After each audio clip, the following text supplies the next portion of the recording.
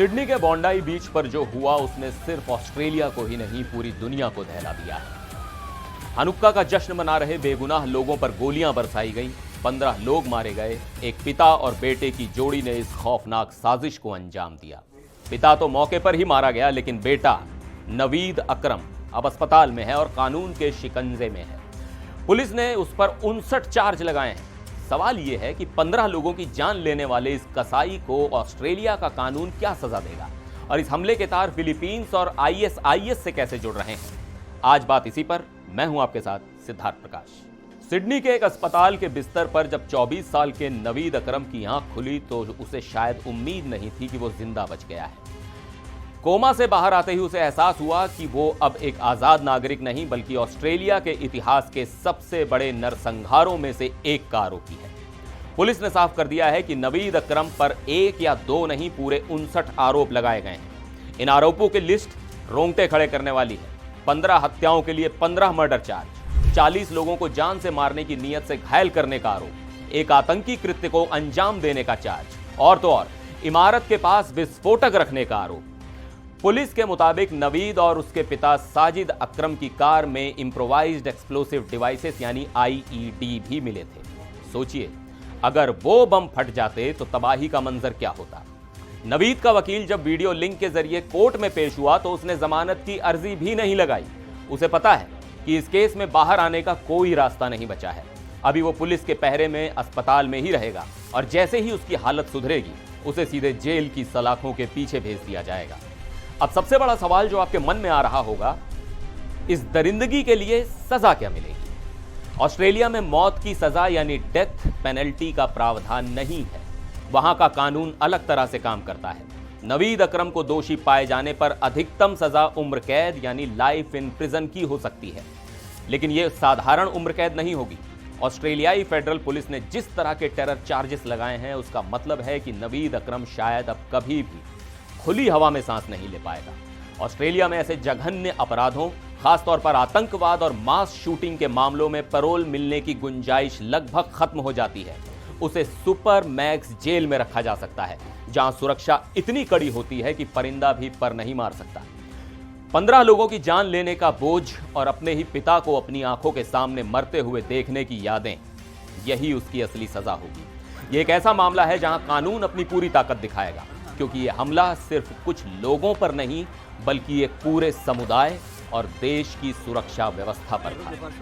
जांच जैसे जैसे आगे बढ़ रही है, कहानी में एक और खतरनाक मोड़ आ गया है।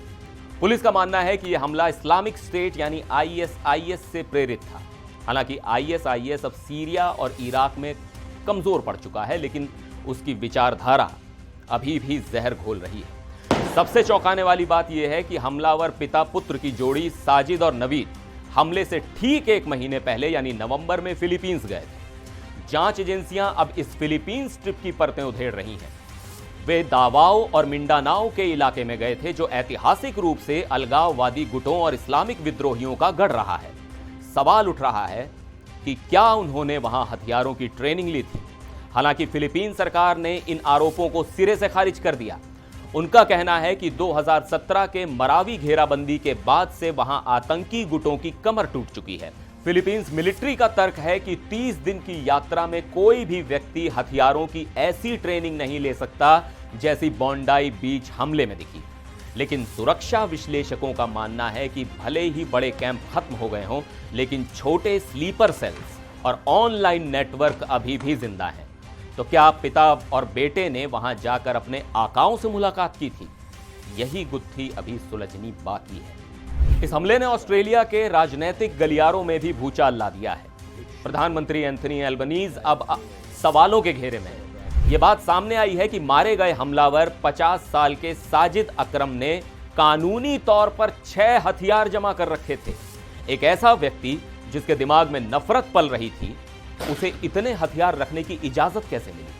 1996 में पोर्ट आर्थर में हुए नरसंहार के बाद ऑस्ट्रेलिया ने अपने गन लॉज बहुत सख्त कर दिए थे। 35 लोगों की मौत के बाद पूरा सिस्टम बदल गया था, लेकिन अब बॉन्डाई बीच की घटना ने यह साबित कर दिया है कि उन कानूनों में अभी भी खामियां हैं। प्रधानमंत्री एल्बनीज ने कसम खाई है कि वो यहूदी विरोधी भावनाओं यानी एंटी सेमिटिज्म को कुचल देंगे। और गन लॉज को और भी सख्त करेंगे। अब प्रस्ताव यह है कि सिर्फ ऑस्ट्रेलियाई नागरिकों को ही हथियार रखने का हक हो और हथियारों की संख्या भी सीमित की जाए। यहूदी समुदाय का कहना है कि उन्होंने पहले ही चेताया था, लेकिन सरकार ने उनकी बात अनसुनी कर दी। अब जब 15 जानें चली गई तब जाकर सिस्टम की नींद टूटी है। बोंडाई बीच का यह हमला हमें याद दिलाता है कि आतंकवाद का कोई चेहरा नहीं होता, लेकिन उसका दर्द गहरा होता है। नवीद अकरम अब अस्पताल से जेल जाएगा, उस पर मुकदमे चलेंगे और शायद वो अपनी बाकी जिंदगी सलाखों के पीछे ही काटेगा। लेकिन जिन 15 परिवारों ने अपने अपनों को खोया है, उनके लिए ये न्याय काफी है या नहीं, ये कहना मुश्किल है। ऑस्ट्रेलिया एक सोशल रेकनिंग के दौर से गुजर रहा है, जहां उसे अपनी सुरक्षा, अपने कानून और अपने समाज में पल रही नफरत से एक साथ लड़ना है।